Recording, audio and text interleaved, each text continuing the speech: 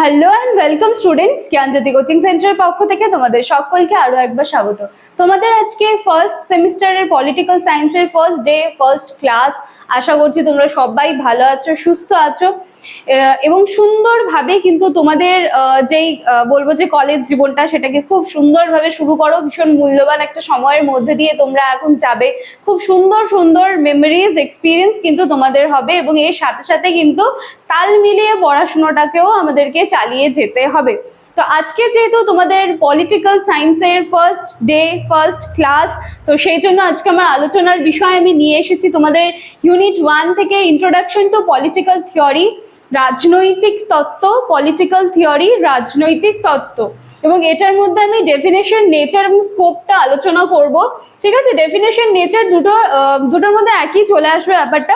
স্কোপটা নিয়ে কিন্তু আমি একটু চেষ্টা করব বিস্তারিত আলোচনা করার। ঠিক আছে, আচ্ছা, আলোচনার পূর্বে যাওয়ার আগে আমি একটু তোমাদের বলে নিতে চাই, তোমরা যারা তোমাদের ফার্স্ট সেমিস্টারে আমাদের জ্ঞানজ্যোতি কোচিং সেন্টারের সাথে যুক্ত হতে চাইছো বা আমাদের জ্ঞানজ্যোতি কোচিং সেন্টারের সদস্য বা পার্ট বলতে পারো, এটা বললে ভুল হবে না খুব একটা, তোমাদের নিয়েই তো মানে আমাদের সবটাই শুধু তোমাদের নিয়েই, তোমরা আছো বলেই কিন্তু আজকে আমরা জ্ঞানজ্যোতি কোচিং সেন্টারে কিন্তু নিজেদেরকে তুলে ধরতে পেরেছি।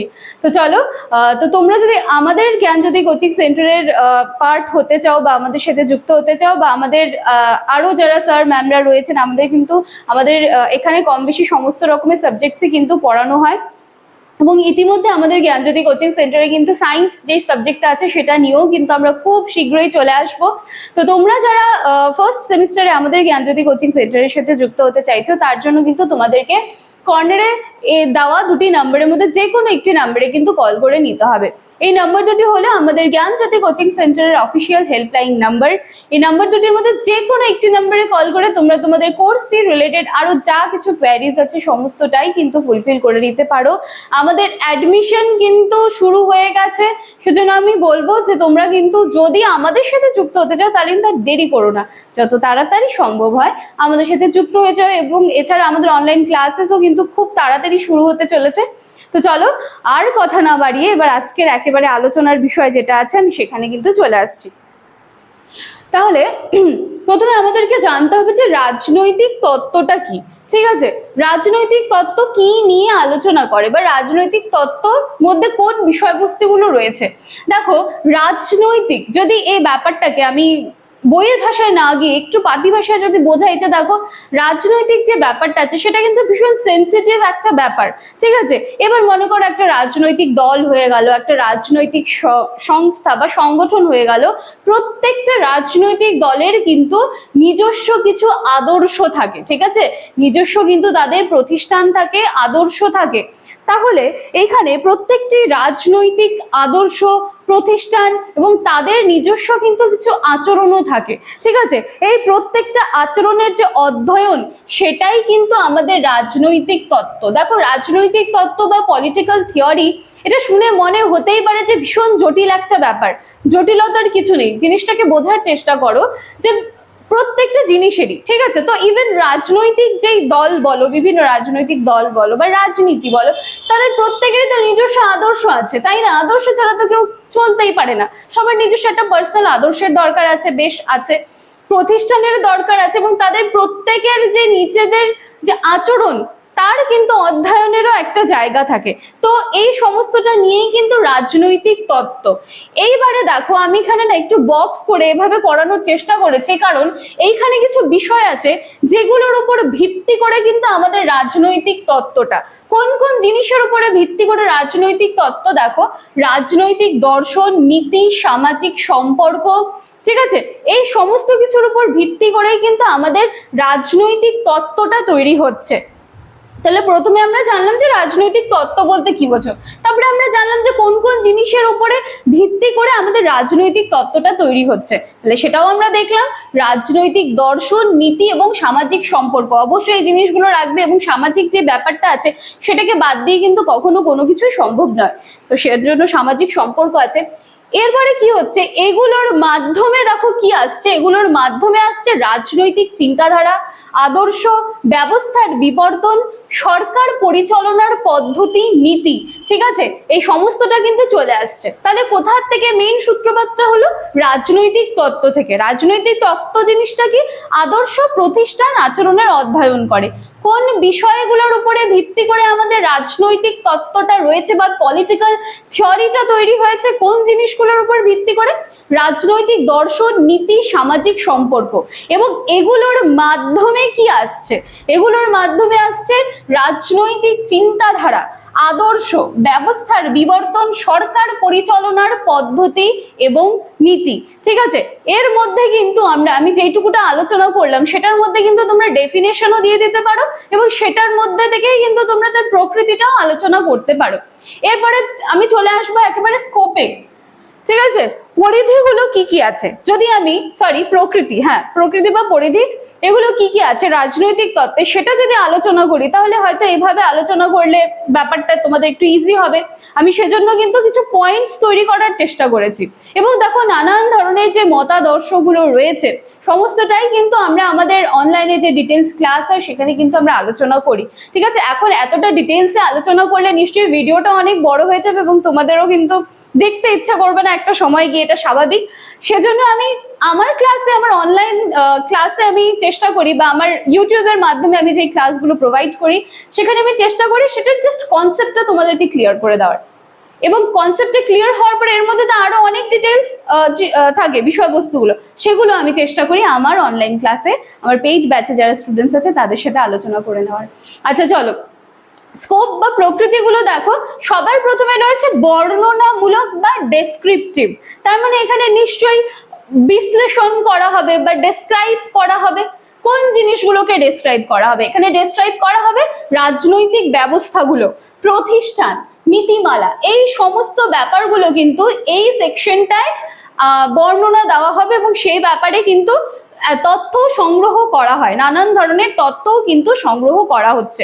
তাহলে সেখানে আমি বর্ণনামূলক রেখেছি। তাহলে কোন কোন বিষয়গুলোর বর্ণনা করা হবে? রাজনৈতিক ব্যবস্থা যেটা রয়েছে সেটার বর্ণনা দেওয়া হবে, প্রতিষ্ঠান, নীতিমালা, এই সমস্ত কিছুর কিন্তু একটা বর্ণনামূলক একটা আলোচনা বলতে পারো, সেটা চলে আসে। এরপরে রয়েছে বিচারাত্মক, ঠিক আছে, নরম্যাটিভ। এখানে কি কি আসছে? এখানে রাজনৈতিক ব্যবস্থা, প্রতিষ্ঠানগুলোর যে ন্যায়সঙ্গত পরিচালনা এবং নৈতিক যে দিকগুলো, এই সমস্তটার কিন্তু ঠিকভাবে দেখভাল হচ্ছে কিনা বা ঠিকভাবে সেগুলো কাজে আসছে কিনা, সমস্তটাই কিন্তু বিচারাত্মক এই জায়গাটাই কিন্তু দেখা হয় বা এই জায়গাটায় কিন্তু লক্ষ্য করা যায়। এরপরে রয়েছে বিশ্লেষণাত্মক, ঠিক আছে, অ্যানালিটিক্যাল। কি বিশ্লেষণ করব আমরা? রাজনীতির রাজনৈতিক যে ধারণা রয়েছে, বিভিন্ন ধরনের নীতিমালাগুলো রয়েছে, বিভিন্ন ধরনের ব্যবস্থাগুলো যে রয়েছে, সমস্তটা কিন্তু আমরা কোথায় আলোচনা করব? বিশ্লেষণাত্মকে কিন্তু আমরা আলোচনা করব, বিশ্লেষণাত্মকে আলোচনা করব। আচ্ছা বেশ, এরপরে চলে আসলো ঐতিহাসিক, হিস্টোরিক্যাল। দেখো, কালের পরিবর্তনে যেভাবে সমাজ পরিবর্তন হচ্ছে, পরিবেশ পরিবর্তন হচ্ছে, সমাজের রীতিনীতি পরিবর্তন হচ্ছে, সেইভাবে পাল্লা দিয়ে কিন্তু রাজনৈতিক আদর্শ, মতাদর্শগুলোও কিন্তু চেঞ্জ হচ্ছে। ঠিক আছে, তাহলে সেখানে আমরা রাজনৈতিক তত্ত্বের বিবর্তন, পরিবর্তন, এই ব্যাপারগুলো নিয়ে আমরা এই জায়গাটায় আলোচনা করতে পারি এবং সমস্তটাই কিন্তু পরিধির মধ্যে চলে আসছে। এরপরে চলে আসলো তুলনামূলক, কম্প্যারেটিভ। কি তুলনা করব আমরা? রাজনৈতিক তত্ত্বের মধ্যে এই যে তুলনামূলক ব্যাপারটা এলো, সেখানে আমরা কি তুলনা করব? চলো দেখি কি তুলনা করব। রাজনৈতিক ব্যবস্থার তুলনামূলক বিশ্লেষণ। বিভিন্ন রাজনৈতিক ব্যবস্থার, নানান ধরনের রাজনৈতিক ব্যবস্থা রয়েছে, সেগুলোর একটুখানি তুলনা করতে হবে। কম, ভালো, বেশি, মন্দ, সমস্তটা মিলেই তো একটা কোনো একটা জিনিস যখন তৈরি হয়, সেখানে কিন্তু সবসময় মনে রাখবে যে শুধু ভালোও থাকে না বা শুধু মন্দও থাকে না, ভালো মন্দ নিয়ে একটা ব্যাপার থাকে। তো সেখানে নিশ্চয়ই একটা তুলনার ব্যাপার চলে আসছে এবং তার মধ্যে সেখানে নানান ধরনের সুবিধা অসুবিধাগুলো সেগুলো তো রয়েছে। তো সমস্তটা কিন্তু চলে আসছে তুলনামূলকে, ঠিক আছে, কম্প্যারেটিভে। এরপরে রয়েছে আদর্শগত, ঠিক আছে, আইডিওলজিক্যাল। এইখানে কি আছে দেখো, প্রত্যেকটা রাজনৈতিক সংগঠন যে বলি, সবার কিন্তু কিছু নিজস্ব আদর্শ থাকে। ঠিক আছে, যেটা আমি প্রথমেই বললাম যে আদর্শকে তুমি যদি মানে গ্রহণ না করো, তাহলে কিন্তু তোমার চলার জীবনে, সেটা রাজনৈতিক ক্ষেত্রে আমি বলছি না, মানে বেসিক্যালি যেটা আমাদের হয় যে সবসময় কিন্তু আমাদের কাউকে নিজের আদর্শ মনে করতে হয় বা আমাদের জীবনে কিন্তু কিছু আদর্শ রেখে চলতে হয়। ঠিক আছে, তবেই কিন্তু আমরা নিজেদেরকে সমাজ সমাজে একজন ভালো মানুষ হিসেবে কিন্তু প্রতিষ্ঠিত করতে পারি। তো সেইভাবে এখানেও আমরা দেখছি যে আদর্শগত, আইডিওলজিক্যাল, এবং এটার মধ্যে আমরা কি আদর্শ নিয়ে কথা বলবো, যেটা আমি বললাম যে প্রত্যেকটা রাজনৈতিক দল বলো বা প্রত্যেকটা রাজনৈতিক সংগঠন বলো বা রাজনীতি যেটা বলো, ঠিক আছে, সর্বোপরি রাজনীতি, এটা নিয়েই তো আমাদের আলোচনা, রাজনৈতিক তত্ত্ব নিয়েই তো আমাদের আলোচনা। তাহলে আদর্শ আছে গণতন্ত্র, সমাজতন্ত্র, ফ্যাসিজম, এই সমস্ত যেই আদর্শগুলো রয়েছে, এছাড়া যে মূল নীতিগুলো রয়েছে, সমস্তটাকেই কিন্তু বাস্তবায়নের চেষ্টা করা হয় বা সমস্তটাকেই কিন্তু বাস্তবায়ন করা হচ্ছে। তাহলে সেটা কোথায়? সেটা হচ্ছে আইডিওলজিক্যাল, ঠিক আছে, এই পয়েন্টটায়। তাহলে আজকে কিন্তু আমি তোমাদের পলিটিক্যাল থিওরি, যেটা রাজনৈতিক তত্ত্ব ছিল, সেটার ডেফিনেশন, নেচার অ্যান্ড স্কোপটা কিন্তু আলোচনা করে দিলাম, ঠিক আছে। ভীষণ ইজি ব্যাপারটা, যেহেতু আজকে ফার্স্ট দিনের ক্লাস, কোনো রকম কনফিউশনের জায়গা আমি কিন্তু তোমাদের সিলেবাস আলোচনার সময়ও রাখিনি। ইভেন ক্লাস যখন আমি শুরু করব, কোনো রকম কনফিউশনের জায়গা কিন্তু তোমাদের রাখবো না, সেই চেষ্টাই আমি করব। যার জন্য তোমাদের প্রত্যেকটা ইংলিশের যে টার্ম ছিল, আমি সেগুলোকে বাংলাতেও নিয়ে আসার চেষ্টা করেছি, যাতে বুঝতে যেন কোনো রকম অসুবিধা তোমাদের না থাকে, ঠিক আছে। তাহলে আজকে আমি রাজনৈতিক তত্ত্বটা আলোচনা করলাম, কিসের থেকে এলো, কিসের উপর ভিত্তি করে আমাদের রাজনৈতিক তত্ত্বটা, সেটা আলোচনা করলাম, এবং যে স্কোপ ছিল, প্রকৃতি ছিল, সেটা নিয়ে কিন্তু আমি একটুখানি আলোচনা করেছি। তাহলে চলো, আজকের ক্লাস কিন্তু এইটুকুই থাকছে। আশা রাখছি ক্লাসটা তোমরা পুরোটা দেখবে, যেহেতু আজকে তোমাদের ফার্স্ট ডে, ফার্স্ট ক্লাস ছিল। ক্লাসটি ভালো লাগলে লাইক, কমেন্ট, শেয়ার, সাবস্ক্রাইবের আশা রাখলাম। তোমাদের মূল্যবান কমেন্টস গুলো কিন্তু আমাদেরকে আরো ভালো ভালো কাজ করতে কিন্তু অনেকটা উৎসাহিত করে। চলো, আর কথা না বাড়িয়ে আজকের ক্লাস এখানেই শেষ করছি। পরের দিনে কিন্তু এর বাকি যে পার্টস গুলো রয়েছে সেগুলো নিয়ে আমি চলে আসবো। আজকের ভিডিওটা ভালো করে দেখবে, যাতে পরবর্তী দিনে যখন আমি পরবর্তী টপিকে যাব, যেন একটা টপিকের সাথে একটা টপিক তোমরা সুন্দরভাবে রিলেট করতে পারো। কথা না বাড়িয়ে আজকের ক্লাস এখানেই শেষ করছি। দেখা হচ্ছে পরবর্তী দিনের ক্লাসে। Thank you.